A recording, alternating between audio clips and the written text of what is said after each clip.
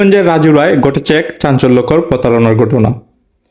Asia ব্যাংকের কর্মকর্তা জুশেদ মিয়া 7 দিন ধরে নিখোঁজ।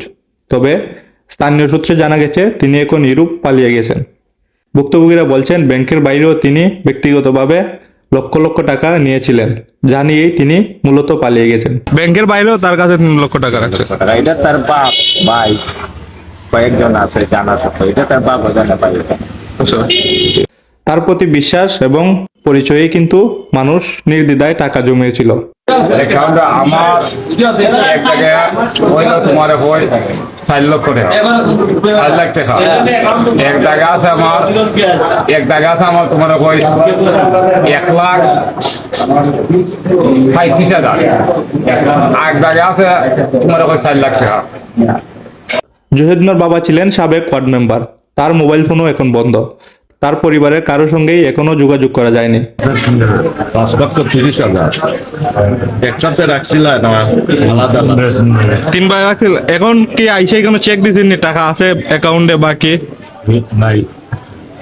কেন চেক দিছেন না টাকা অ্যাকাউন্টে আছে কি নাই? এখন দিবাই না। স্থানীয়দের দাবি এটি একটি পরিকল্পিত প্রতারণা, যাতে বহু মানুষ নিঃস্ব হয়ে গেছে। আমার 4 লক্ষ টাকা আমি 1 লাখ করে 4 লক্ষ টাকা দিই। আমি তো জানি অ্যাকাউন্ট জমা, এখন চেক দিয়েছি একটা, আমি তো জমা করছি।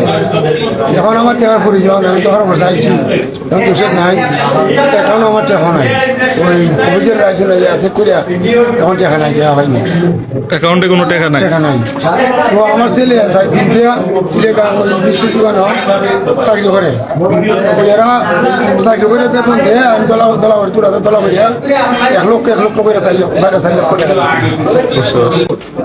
4 লক্ষ টাকা আপনার 1 টাকাও অ্যাকাউন্টে নেই? জি না, অ্যাকাউন্ট পুরোপুরি খালি।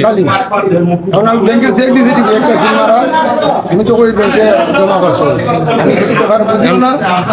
তবে আজকে 7 দিন পর যখন ব্যাংক কর্মকর্তারা সাদুরবাজার আউটলেটের সামনে আসেন, তখন স্থানীয়রা যারা গ্রাহকরা ছিলেন তারা তাদের অ্যাকাউন্ট চেক করে তারা যেটি জানতে পারেন, তাদের অ্যাকাউন্ট থেকে পুরো টাকা গায়েব হয়ে গেছে। তো এই টাকা নিয়েই পালিয়ে গেছেন জুহেদ মিয়া।